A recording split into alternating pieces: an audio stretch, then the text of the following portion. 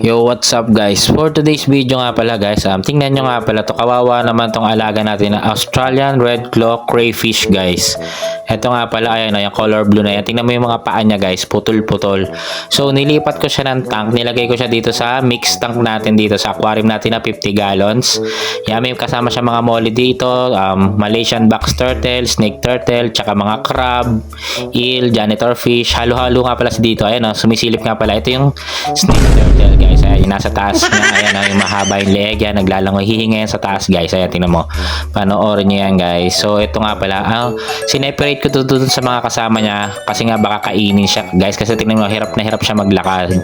Kasi mayroong crayfish na matapang na male din, na breeder guys. Tapos ito yung isang alaga natin na Malaysian box turtle guys, na si Chase guys. Tapos si Marshall yung snake turtle natin. Si Julia Clay nga pala yung nagpangalan dyan. Tapos ito yung molly natin, napakadami natin na mixed molly yan. May black molly, silver, mayroon na ano yan, golden, basta yung golden ano. Yan yung mga molly natin, mga ordinary lang na molly yan guys. Yan, iba-iba yan. Tapos ayan, may crab nga pala tayo dito guys. Makikita nyo yung maliit na crab. Ito, tingnan nyo, yung nasa ilalim ng finger.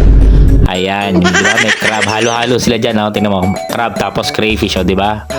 O, diba? Tumakbo, makulit din to, no? Tingnan nyo, ang cute, tingnan mo, tago-tago lang siya sa ilalim. Ayan, babuhay naman sila, pinagsama-sama ko na, di ba? Ito nga, bigay nga lang pala itong mga turtle natin, yan, yung snake turtle, tsaka yung box turtle, tsaka mga crab na yan, bigay lang galing ng mga, sa ilog lang yata nahuli ang mga yan, guys. Sayang, di ba? Kawawa naman to, kaya sineparate natin. Pag nag-molt nga pala yan guys, tutubo ulit yung mga paa niyan, yung claw. So pagka okay na yan, pag nag-molt na, ibabalik ko na siya dun sa mga kasama niyang crayfish guys. Tapos ito, tingnan mo, umakit sa filter tong maliit na crab na to, di ba? Ang cute nyo. Kulay orange pa siya, no? Ayan. Buti hindi naman siya kinakain dyan ng crayfish natin tsaka ng turtle. Yung mga turtle nga pala to, kumakain niya ng pellets guys.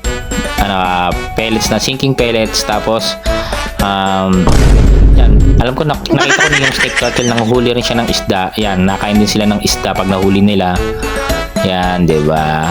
Tapos yun, sa kabilang tank natin, cichlids natin nandun. So ito yung update natin, panoorin niyo, 'di ba? Ito yung crab, 'di ba? Crablets ba to? Ayan, ang cute to. Ayan. Diba? Hanggang dito na lang guys. Thank you for watching. Salamat. Bye-bye.